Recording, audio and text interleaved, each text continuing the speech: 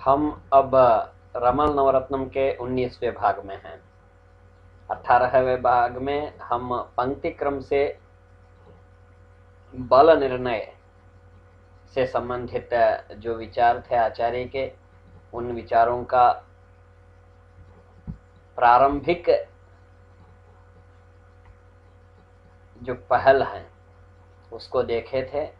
और 18वें भाग में शकुन एवं अब्दहा, इन दो पंक्तियों से संबंधित विचार देखने को मिले। अब इस 19वें भाग में अब्दहा नामक जो पंक्ति देखे थे उसका उदाहरण और प्रयोजन बता रहे हैं आचार्य जी। आचार्य के द्वारा लिखित रमल नवरत्नम के ये दूसरा रत्न है, बलाबल रत्न। अब हम 14वें श्लोक के दूसरे भाग में अर्थात उत्तर भाग में है। यथा लह्यान के खंडे केवलम वह्नितत्वकम, यथा जैसे कहा यहाँ पर माने जैसे, तस्याक्षरोप्यकारोस्ति तस्यांकश्चैक एव हि। यदि आप ध्यान से स्मरण करें तो अब्दहा नामक पंक्ति में जो अग्नि से लेके 4 तत्व जो तय किए जाते हैं शकल में के अंदर, उनको 4 अक्षरों से इंगित किया था, आ ब दा ह, और इन चारों खंडों का एक अंक निश्चय किया हुआ था। और उनमें जो रेखा से युक्त हैं वे गुप्त माने गए थे, और जो शून्य अर्थात बिंदी से युक्त हैं वे प्रकट तत्व माने गए हैं। तो यहाँ आचार्य कह रहे हैं यथा लह्यान के खंडे। अब हम अब्दहा पंक्ति को तय करने के लिए सबसे पहले जो शकल है, सबसे पहला शकल जो 16 शक्लों में लह्यानक, वहां पर पहुंचे हैं। यथा लह्यान के खंडे केवलम वह्नितत्वकम, वहां पर क्या होता है, केवल वह्नितत्व होता है। कहने का तात्पर्य क्या है, तो बाकी स्थानों में जो तत्व हैं वो गुप्त हो जाएंगे। और उसका अक्षर का क्या होगा, वह्नितत्व का आबादाहा में से अकार है, अर्थात तस्याक्षरोप्यकारोस्ति, उसका अक्षर भी अकार है। फिर उस अकार का अंक कितना बताया था, एक एव ही, उसका अंक भी एक ही है। इसलिए क्या होगा, तस्माद् आद्ये च अब्दहस्य लह्यानस्य स्थितिं वदेत्। इसीलिए आद्ये अब्दहस्य, अब्दहस्य आद्ये, अब्दहस्य, अब्दह का, अब्दह पंक्ति का जब हम चक्र बनाएंगे तो वहां पर जो प्रथम स्थान है, प्रथम घर है, उसी घर में लह्यान की स्थिति होगी। क्योंकि वह यहाँ पर अब्दहा तय करते वक्त जो अंक मिला था वो 1 मिला था, इसलिए उस 1 के बराबर के राशि में जो घर है उसी में उसको रखना होगा। तो फिर इन श्लोकों का विवरण और विस्तृत रूप से देख लेते हैं।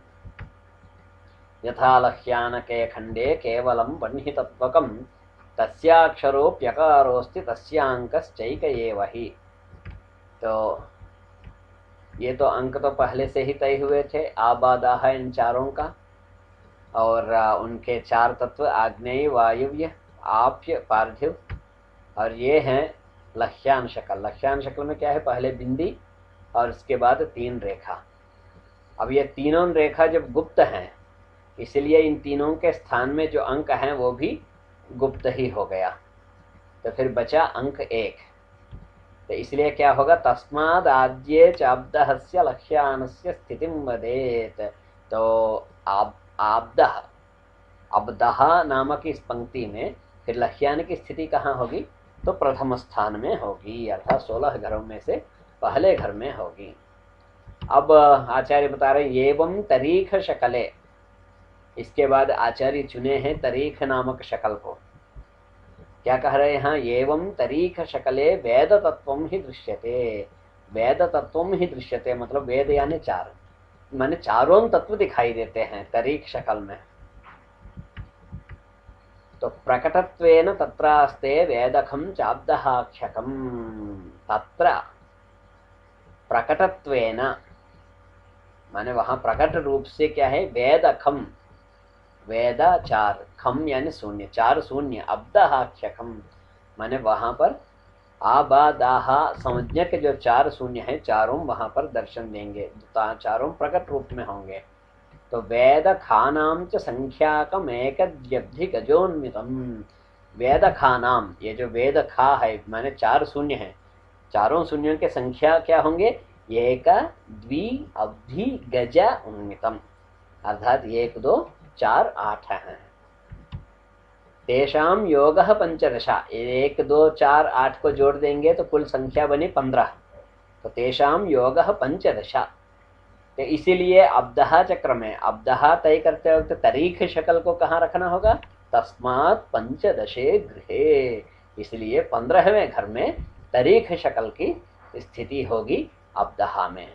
एवं तारीख शकले वेद तत्वं हि दृश्यते प्रकटत्वेन तत्रास्ते वेदखं चाब्दहाक्षकं वेदखानां च संख्याकमेकद्व्यब्धि गजोन्मितं तेषां योगः पंचदश तस्मात् पंचदशे गृहे। अब इसी को एक बार चित्र सहित देख लीजिए। तो यहाँ पर ये हुआ तारीख शक्ल और इसमें चारों बिंदु ही होते हैं, तो इसलिए चारों प्रकटित हुए होंगे, प्रकट तत्व ही होंगे। और चारों के ये जो अक्षर हैं चारों के स्थान में आ बा दाहा, ये चारों प्रकट तत्व ही होंगे। और इन चारों के स्थान में जो संख्या होगी तो उन संख्याओं को जब जोड़ने पर क्या होगा, वेद खानाम च संख्याकम एकद्यब्धि गजोन्मितम, ये जो चारों स्थानों में जो संख्या होगी 1 2 4 और 8, तेषाम योगः, इनका योग कितना होगा, पंचदशा। ये चारों अंकों को जोड़ने पर 15 होगा, इसलिए पंचदशे गृहे तस्य स्थिति ही, उस तारीख शक्ल की स्थिति होगी। यह आचार्य का कथन है। तारीखस्य स्थितिर्ज्ञेया ह्यब्दहे तस्य निश्चितम एवं क्रमेण सर्वेषां खंडानां च स्थितिं कुरु। इसी प्रकार सभी खंडों की स्थिति को तय करना होता है अब्दहा में। तो आचार्य यहाँ उदाहरण रूप से लह्यान और तारीख दो को लिए थे। फिर अब आगे इसमें विशेष बात क्या है, यस्य तत्वं गुप्त रूपम तस्यांकम नैव लभ्यते। जिसका तत्व गुप्त रूप होगा तो गुप्त रूप तब होगा, कब होगा तत्व, जब चारों रेखाएं होंगे, अर्थात खंड के शकल के चारों स्थानों में यदि रेखा होंगे तो सब गुप्त हो गए, अग्नि तत्व से लेके अंतिम तत्व तक सब गुप्त हो गए।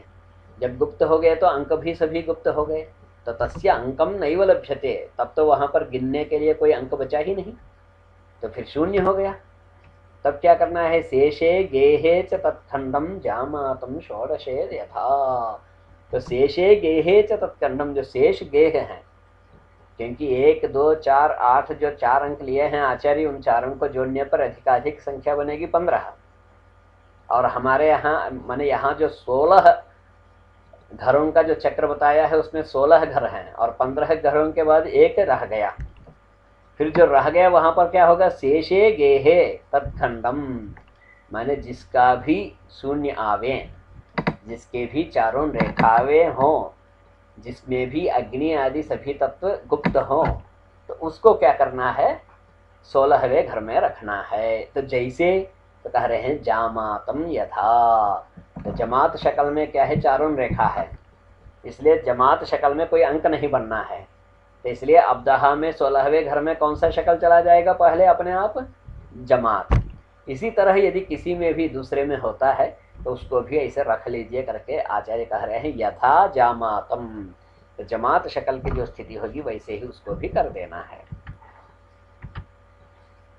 फिर अगली बात कह रहे हैं अन्यत प्रयोजनम। इतना तो उदाहरण बताया, अब प्रयोजन बता रहे हैं। प्रयोजन क्या है इस अब्दहा तय करने का, अन्यत प्रयोजनम चास्य वर्तते तस्करस्य च रूपस्य कथने संख्या संतानस्यापि निर्णये। तो ये अब्दहा पंक्ति और यह बल मुख्य रूप से कहाँ प्रयोग में होता है, कि तस्करस्य रूपस्य कथने, जो चोर होगा, चोर का जो स्वरूप होगा उसको कहने में यह सहयोगी होगा। फिर किसमें सहयोगी होगा, इसका प्रयोजन कहाँ होगा? तो कह रहे हैं संतानस्यापि संख्या निर्णये, संतान की संख्या निर्णय में, माने कितने संतान होगा, माने कितने बच्चे होंगे, तो इस संख्या को बताने के स्थान में उस प्रकार के जो सवाल होंगे, प्रश्न होंगे, वहां पर भी यह सहयोगी होगा अब्दहा नामक पंक्ति, और अब्दहा नामक पंक्ति से उत्पन्न होने वाला बल, इन दोनों कार्यों में सहयोगी होगा। दोनों काम क्या है?